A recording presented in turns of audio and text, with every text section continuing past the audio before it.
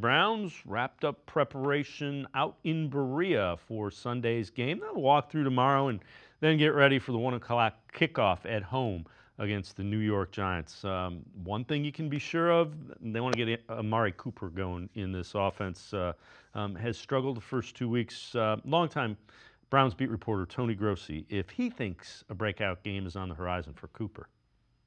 Do you think it's time for Coop to bust back out? Well, he certainly thinks it's time. I thought it was refreshing to hear him yesterday be accountable for what's happening. Didn't blame it on anybody but himself. And he said, this is a good reminder that I got to keep working hard. And I watched him closely at practice yesterday, and he did not go through the motions. He's out there practicing hard, and I think it's a good example to the other receivers to watch. And here is a stat line of what Cooper has done with Deshaun Watson as the quarterback in the game. So 3 for 37.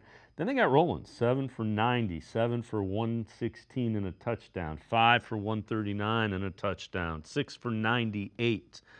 So those are last year's numbers with Cooper. Let's welcome in G. Bush, 92.3 The Fan, as well as the Ultimate Cleveland Sports Show.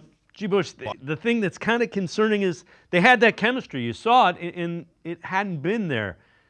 That can take this offense to another level, and I think they'll get it. Hopefully, it's Sunday. Yeah, listen, we spoke before this, and I think the type of person and human being that Amari Cooper is he's not going to be in the tank for long. He's not going to be a guy that's going to pout. He's not going to be a guy, his track record suggests that he's going to be a guy that lets, bad performances linger on game after game. I think he was a man about his word. I thought that he really did a good job of saying and coming out and saying, look, man, I got to be better. I got to be better. I have to be better. And when you look at Amari Cooper, he has the ability to take this Browns offense to the next level. If he's out there and he's a number one, bona fide number one receiver, you're going to have the ability to target him. He's going to get off press coverage. He's going to catch the football. And I think, what we've seen the first 2 weeks is not indicative of what type of football player is still left at Amari Cooper at the receiver position. So, when you look at it, I think the Browns started off very slow against the Cowboys. They came out against the Jaguars, little more success. I thought Kevin Stefanski ran the ball more, gave some more opportunities, opened things up a little bit.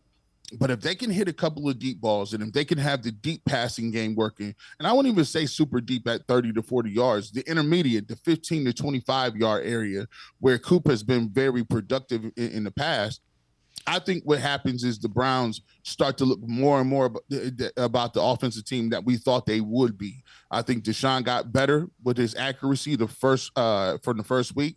He was able to put the ball, the gimme throws, the throws you gotta have when any competent quarterback is open with an open, clean pocket with a lane to throw the football. They knocked those down 10 out of 10 times. I thought Deshaun did a better job of doing that. And now against the Giants. It's an opportunity to get Amari Cooper going and feeling good about himself. It's an opportunity to get to some of the offensive linemen. I thought some of the O-line struggled a little bit, especially guys like Joe Bitonio a little bit, Ethan Poaches and Wyatt Teller. Those are the guys that are strength of the line. They struggled a little bit last week, the penalties, of course, but Amari Cooper getting back on track really opens it up for everybody, including Elijah Moore underneath. It opens it up more for Jerry Jeudy, who's been very productive, and I think he's had a nice start to the season, the first 2 games. But Amari Cooper is the key.